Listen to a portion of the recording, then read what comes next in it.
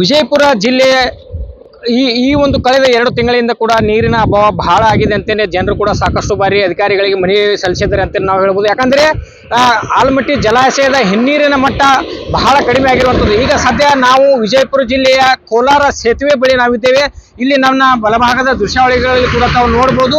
ಈ ಮಳೆಗಾಲ ಬಂದಂತ ಸಂದರ್ಭದಲ್ಲಿ ಸಂಪೂರ್ಣ ಏನು ಒಂದು ನಾವು ದೃಶ್ಯಾವಳಿಯಲ್ಲಿ ಕಾಣ್ತಾ ಇದ್ದೀವಿ, ಈ ಒಂದು ಪ್ರದೇಶದಲ್ಲಿ ಸಾಕಷ್ಟು ನೀರು ಸೇವನೆ ಆಗ್ತಾ ಇತ್ತು, ಸಂಗ್ರಹ ಆಗ್ತಾ ಇತ್ತು. ಆದ್ರೆ ಈ ಬೇಸಿಗೆ ಸಂದರ್ಭದಲ್ಲಿ ಮಾರ್ಚ್ ಆಗಿರ್ಬೋದು, ಏಪ್ರಿಲ್ ಆಗಿರ್ಬೋದು, ಮೇ ಆಗಿರ್ಬೋದು, ಇನ್ನೂ ಒಂದು ತಿಂಗಳವರೆಗೆ ಕೂಡ ಇಲ್ಲಿರ್ತಕ್ಕಂಥ ಈ ಒಂದು ಪ್ರದೇಶದ ಸುತ್ತಮುತ್ತ ಇರ್ತಕ್ಕಂಥ ಹಳ್ಳಿಗಳಿಗೂ ಕೂಡ ಕುಡಿಯುವ ನೀರಿನ ಸಮಸ್ಯೆ ಆಗಿರ್ಬೋದು, ಜಾನುವಾರುಗಳಿಗೂ ಕೂಡ ಸಾಕಷ್ಟು ಸಮಸ್ಯೆ ಆಗ್ತಾ ಇದೆ ಅನ್ನೋ ನಿಟ್ಟಿನಲ್ಲಿ ರೈತರು ಕೂಡ ಪ್ರತಿಭಟನೆಯನ್ನ ಮಾಡ್ತಾ ಇದ್ದಾರೆ. ಯಾಕಂದ್ರೆ ರಾತ್ರೋರಾತ್ರಿ ಏನೋ ಒಂದು ಆಂಧ್ರ ಪ್ರದೇಶಕ್ಕೆ ಇಲ್ಲಿ ಕೃಷ್ಣಾ ನದಿ ಮೂಲಕ ನೀರನ್ನ ಹರಿಬಿಟ್ಟಿದ್ರು. ಆ ಒಂದು ಸಂದರ್ಭದಲ್ಲಿ ಈ ಒಂದು ಲಾಲ್ ಬಹದ್ದೂರ್ ಶಾಸ್ತ್ರಿ ಅಣೆಕಟ್ಟು ಕೂಡ 123 TMC ಅಷ್ಟು ಸಂಗ್ರಹಣ ಮಾಡುವಂತ ಕೆಪಾಸಿಟಿ ಇತ್ತು.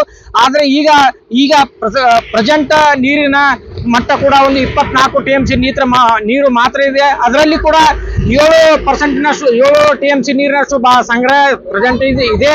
ಆದ್ರೆ ಇಲ್ಲಿರ್ತಕ್ಕಂಥ ಒಂದು ಜನರ ಕೂಗು ಕೂಡ ಏನಾಗಿದೆ ಅಂದ್ರೆ ಮಹಾರಾಷ್ಟ್ರದಿಂದ ನೀರು ಕೂಡ ಕೃಷ್ಣಾ ನೀರಿಗೆ ಹರಿದು ಬಿಟ್ರೆ ಈ ಒಂದು ಮೇ ತಿಂಗಳು ಕಾಲ ಕೂಡ ಇಲ್ಲಿನ ಇರ್ತಕ್ಕಂಥ ಜನರಿಗೆ ಒಂದು ಅನುಕೂಲ ಆಗತ್ತೆ. ಯಾಕಂದ್ರೆ ಇಲ್ಲಿ ಸಾಕಷ್ಟು ಹಳ್ಳಿಗಳು ಈ ಒಂದು ನದಿ ಪಕ್ಕದಲ್ಲಿ ಇರ್ತಕ್ಕಂಥ ಹಳ್ಳಿಗಳಿಗೆ ಕುಡಿಯುವ ನೀರಿನ ಸಮಸ್ಯೆ, ಜಾನುವಾರುಗಳಿಗೂ ಕೂಡ ನೀರಿನ ಸಮಸ್ಯೆ ಆಗ್ತಾ ಇದೆ. ಜೊತೆಗೆ ವಿವಿಧ ನಾಲೆಗಳು ಕೂಡ ಈ ಒಂದು ನದಿ ಪಕ್ಕದಲ್ಲಿ ಸಾಕಷ್ಟು ಜಮೀನುಗಳಿಗೆ ಕೂಡ ಬಿಟ್ಟಿರುವಂತದ್ದು. ಅಲ್ಲಿ ಕೂಡ ನೀರಿನ ಮಟ್ಟ ಕೂಡ ಯಾವುದೇ ರೀತಿ ಕಾಣ್ತಾ ಇಲ್ಲ. ಯಾಕಂದ್ರೆ ಈ ಒಂದು ಕೃಷ್ಣಾ ನದಿ ದಡದಲ್ಲಿ ಕೂಡ ಸಾಕಷ್ಟು ನೀರಿನ ಒಂದು ಪ್ರಮಾಣ ಬಹಳ ಕಡಿಮೆ ಆಗಿದೆ. ಇಲ್ಲಿನ ಜನರು ಕೂಡ ಇಲ್ಲಿನ ರಾಜಕಾರಣಿಗಳಿಗೆ ಆಗಿರ್ಬೋದು, ಅಧಿಕಾರಿಗಳಿಗಾಗಿರ್ಬೋದು ಒಂದು ಮನವಿಯನ್ನು ಮಾಡ್ತಾ ಇದ್ದಾರೆ.